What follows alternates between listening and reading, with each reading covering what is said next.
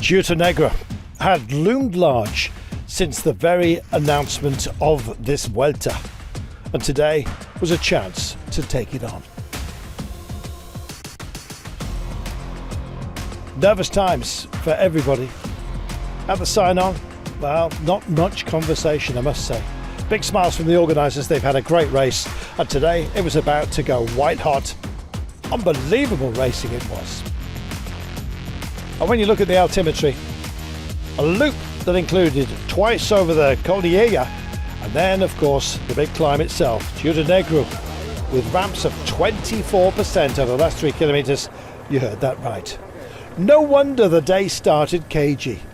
Who on earth would take a step forward to be in the breakaway?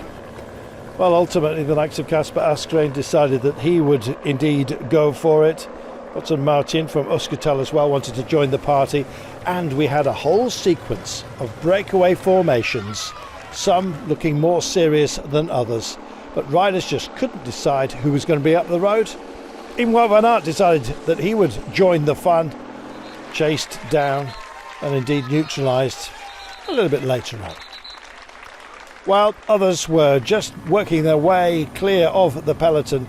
And then even Marc Soler, of course, wearing the King of the Mountains jersey, not owning it, you understand. That would transfer by the end of the day, but that's a story still to be told at this point. Well, the climbs came, the climbs went away, and UAE Team Emirates were building up a head of steam. Jay Vine wanted to be part of proceedings, so did Sivakov. Plenty of others thought that they could come along for the ride. Eddie Dunbar was one of those. Real talent up front. Jonas Aguirre looked very threatening at this point as well. Well, some flat land sections between the climbs just spurred everyone else on. And then the assembly of what would ultimately be the fighting force of the day finally got itself off and underway.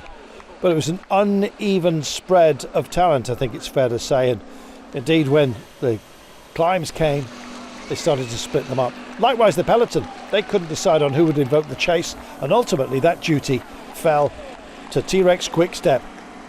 At the behest of Mikkel Landa, they changed the pace and almost changed the face of the day. Well, Marc Soler had been extremely busy until he got himself a technical. He was soon to be back and underway, but had lost ground on his 2 teammates who were very much part of the drive. Well, Vine and Sivakov were out there, Vine looking for mountains points and duly getting them. But 2 Category 1 tests with a Category 3 sandwich were as nothing compared to the Ore Category feast, the Especial climb at the end of the day. Almost defining the race, Giro Negro. Well, if you had to find time, and Landa certainly did, if you wanted to move up the rankings, then it calls for bravery. Kung, who was up ahead, not happy at all with the intermediate sprint, and this was the reason why.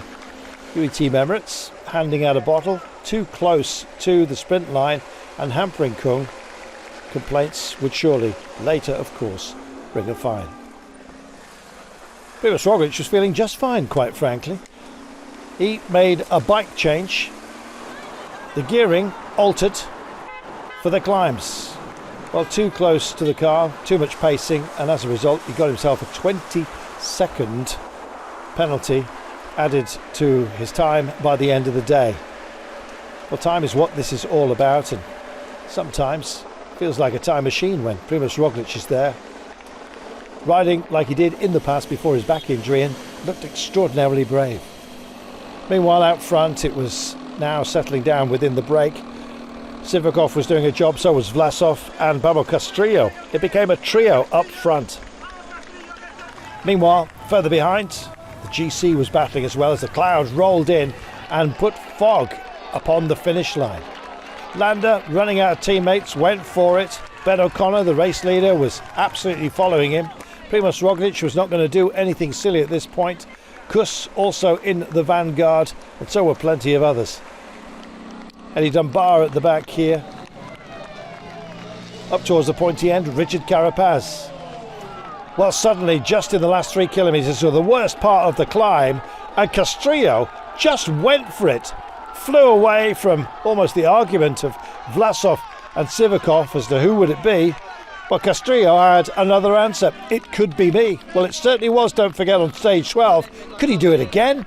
Meanwhile, Ben O'Connor was being dropped as Primož Roglič kicked on.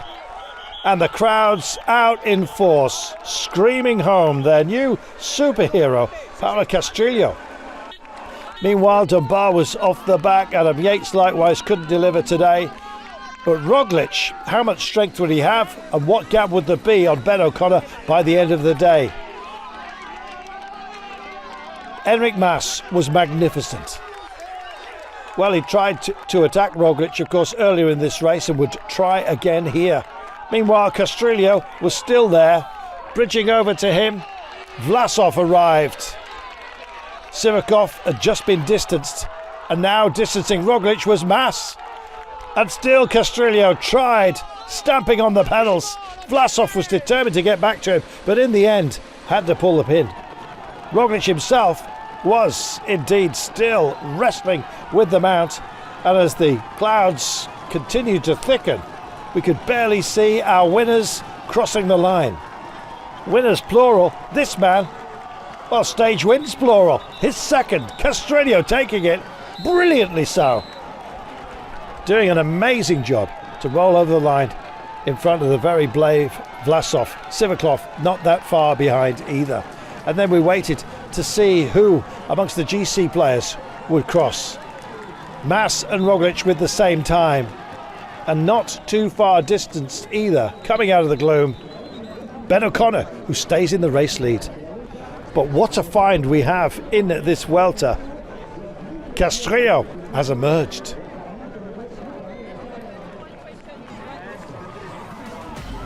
A phenomenal day, an amazing winner. Castrillo taking ahead of Vlasov, Sivakov, Mas, Roglič, Shelmos, Carapaz, Kuss, Landa, Godu, and then Ben O'Connor. Paulo Castrillo, they will be singing his name royally. He might even be allowed a celebration tonight, as it's a rest day tomorrow. As far as the King of the Mountains is concerned, two tied at the top. When, indeed, will this jersey be decided? You have to work hard if you're going to get the better of Van Aert, but Jay Vine is level on 46 points. It's a tight competition. As far as the GC is concerned, Ben O'Connor still leads.